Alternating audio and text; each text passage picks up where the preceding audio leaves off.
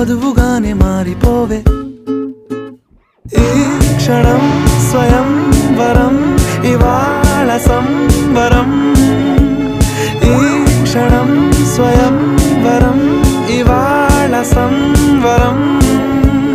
వీడుకోలు లేని తోడు అంది స్వాగతం ఈ క్షణం స్వయంవరం ఇవాళ సంబరం